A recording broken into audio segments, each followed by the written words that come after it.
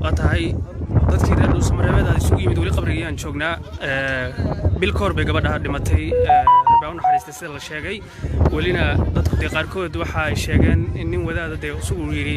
gabadha waa noosha sidii ayagu ay hadalka u dhigeen wali qabuurtii baan joognaa waana arrin la yaab leh in qof bil ama laba bil agteed mootana la yiri waa nooshahay dadku inta badan waa ka dhaadhici laadahay bulshada reer Dhuusamareebada oo dhan ay isugu timisay u jeedaanba qabuuraha Dhuusamareeb baan joognaa dadku intooda badan aad bay u hadal hayaan arrintan la yaab kala Dhuusamareeb dadka jooga ay halkan qaarkood isugu yimaadeen iyagoo sheegaya in qabrigan faray ku godan tahay waa sidii hadalka u dhigeen dadkuna inta badan kama dhaadhacsiisna in qof bil mootana in hadana la yiraahdo waa nool yahay waa arrin la yaab leh waana arrin inta badan dadku ay isweydiinayaan oo ay sheegayaan arrintan arrin macquul ah aysan noqon karin balse waxa la sheegay dadka qaarkood maraan la hadlay in la rabo in la jabiyo qabuuraha oo la ogaado marka waa arrin inta badan dadka ay intiisa badan hadal hayaan jooga halkan Dhuusamareeb baana qabuuro kamid ah qabuuraha ku yaala magaalada dadku intooda badan waa isku yimaadeen saa u jeedaanba dad badan ayaa yimid iyagoo markaasi doonaya in arrintan ay iyagu markaasi ay ogaadaan in arrin dhab ay tahay sidoo kale arrin been abuur ay tahay dad badan baa yimid halkan anigu aan kamid ahay dadka qaarkood baabuur bay ku yimaadeen iyagoo doonaya inay ogaadaan arrintan inay xaqiijiyaan markaas raba inay iyagu arrimahan dadka ay hadal hayaan la sheegayo in qof dabcan geeriyooday mar hore la yiri waa uu nool yahay hal baaro qabrigii oo dadka qaarkood marka la sheekaysatay ay ku sheegayaan oo leeyihiin nin baa yiri wadaada gabadh baa nool marka aad bay dadku hadal hayaan waana arrin inta badan aanan la filan kareynin in maskaxda ibni aadamigu uu ka dhaadhaco marka dadku way hadal hayaan dad badan baa yimid oo haween iyo rag isugu jira iyo waliba caruur iyagoo doonaya in ay ogaadaan xaqiiqada rasmiga ah halka ka jirto dadku marka qaarkood markii dad tagaanba kuwa kala soo buuxsamaya iyagoo markaasi arrintan la yaabka ah marka la sheegayo in qof mar hore dhintay laba bil agteed ama bil ku dhawaad mootan ama geeriyooday la yiri waa uu nool yahay oo inta badan dadku ay qof walba uu isleeyahay bal arrintan inay run tahay iyo inay been tahay soo ogow qabriga tag qofka dushiisa ah qabuurtaas idin muuqata midka ugu geeska xagga ayaa ku jira qofkii la sheegay ama dadku ay sheegayeen in arrintaas ay la kulmeen oo nin sheekh oo baladkan degan oo imikaana reer magaciisa inay la wadaago arrintaas isagu ay ka soo baxday balse ay dadku isleeyihiin bal arrintaas soo ogaada waa arrin la yaab leh waana inta badan laga hadalhayo deegaanka gaar ahaan Dhuusamareeb iyagoo doonaya dadku inay ogaadaan arrintan sida ay wax u jiraan iyo inay noqon karto mid dabcan wax ka jiraan marka dadku way imaanayaan qaarkood way laabanayaan haddana waa ay tagayaan marka clipkan kal hore mar hore la wadaagay haddana mid kale ayaan dabcan la wadaagay marka arrinta la yaab kale ayaan jeclaystay in dadka aan la wadaago Dhuusamareeb lagu arkay qof muddo bil ah geeriyooday mootana haddana la yiri waa nool yahay waa arrin la yaab leh aadaan u mahadsantihiin muuqaalkan share gareeya waa qabuuraha Dhuusamareeb oo arrintaas la yaab kale dadku ay isugu yimaadeen maanta iyagoo doonaya in ay markaas iyagu ay arrintan ka dhabeeyaan ama ay xaqiijiyaan in arrintan ay wax ka jiraan marka dadku intooda badan way isku yimaadeen waa kuwaas bulshada Dhuusamareeb oo isugu jirta dhalinyaro haween iyo caruurba iyagoo doonaya in arrimahan qabuuraha la sheegayo qof nool inuu ku jiro muddo bil geeriyooday sida la sheegay iyaguna ay dadku intooda badan ee qof walba isleeyahay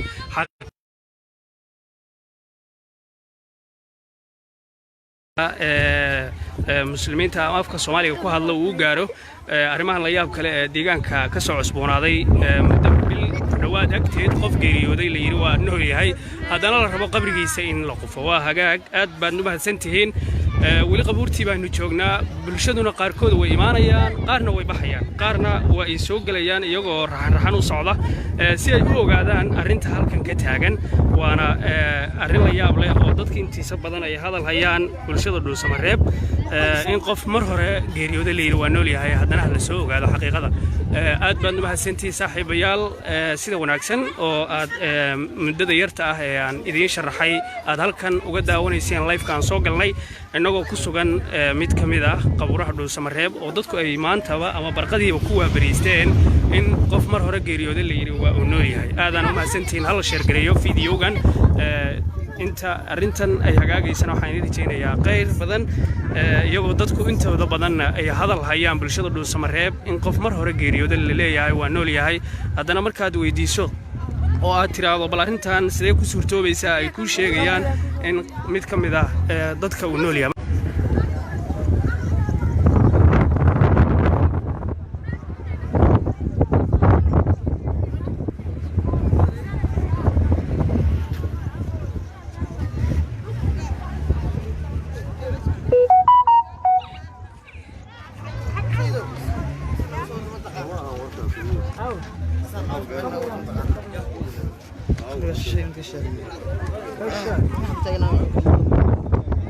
واتهاي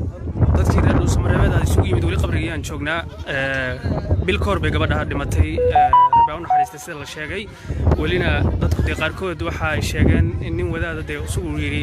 gabadha waa noosha sida iyagu ay hadalka u dhigeen wali qabuurtii baan joognaa waana arrin la yaab leh in qof bil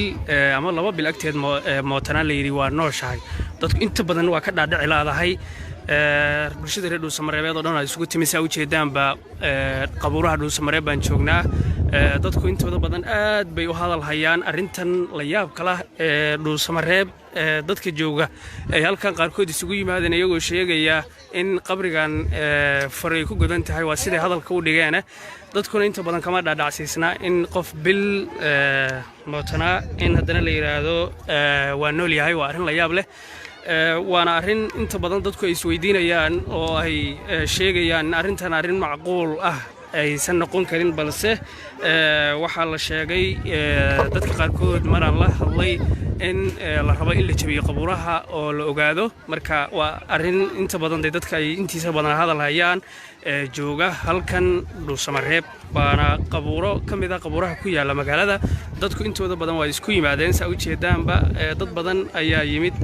iyagoo markaasi doonaya in arrintan ay iyagu markaasi ay ogaadaan in arrin dhab ay tahay sidoo kale arrin been abuur inay tahay dad badan baa yimid halkan anigu aan kamid ahay dadka qaarkood baabuur bay ku yimaadeen iyagoo doonaya inay ogaadaan arrintan inay xaqiijiyaan markaas raba inay iyagu arrimahan dadka ay hadal hayaan la sheegayo in qof dabcan geeriyooday mar hore la yiri waa uu nool yahay hal baaro qabrigii oo dadka qaarkood marka la sheekaysatay ay ku sheegayaan oo leeyihiin nin baa yiri wadaada gabadh baa nool marka aad bay dadku u hadal hayaan waana arrin inta badan aanan la filan kareynin in maskaxda ibni aadamigu uu ka dhaadhaco marka dadku way hadal hayaan dad badan baa yimid oo haween iyo rag isugu jira iyo waliba caruur iyagoo doonaya in ay ogaadaan xaqiiqada rasmiga halka ka jirto dadku marka qaarkood markii dad tagaanba kuwa kala soo buuxsamaya iyagoo markaasi arrintan la yaabka ah marka la sheegayo in qof mar hore dhintay laba bil agteed ama bil ku dhawaad mootan ama geeriyooday la yiri waa uu nool yahay oo inta badan dadku ay qof walba uu isleeyahay bal arrintan inay run tahay iyo inay been tahay soo ogow qabriga tag qofka dushiisa ah qabuurtaas idin muuqata midka ugu geeska xagga ayaa ku jira qofkii la sheegay ama ay dadku ay sheegayeen in arrintaas ay la kulmeen oo nin sheekh oo baladkan degan oo imikaana reer magaciisa inaan la wadaago arrintaas isagoo ay ka soo baxday balse ay dadku isleeyihiin bal arrintaas soo ogaada waa arrin la yaab leh waana inta badan laga hadalhayo deegaanka gaar ahaan Dhuusamareeb iyagoo doonaya dadku inay ogaadaan arrintan sida ay wax u jiraan iyo inay noqon karto mid dabcan wax ka jiraan marka dadku way imaanayaan qaarkood way laabanayaan haddana waa ay tagayaan marka clipkan kal hore mar hore aan la wadaagay haddana mid kale ayaan dabcan la wadaagay marka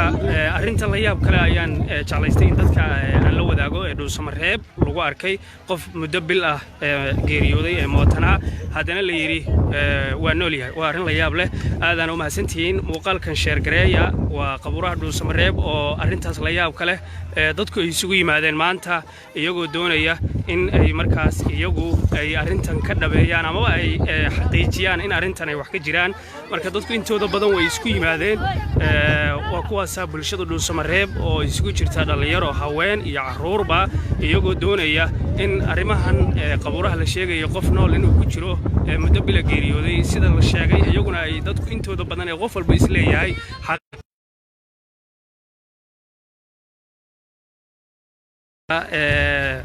muslimiinta afka Soomaaliga ku hadla uu gaaro arrimahan la yaab kale ee deegaanka ka soo cusboonaaday muddo bil dhawaad agteed qof geeriyooday la yiri waa nool yahay haddana la rabo qabrigiisa in la qufo waa hagaag aad baad u mahadsantihiin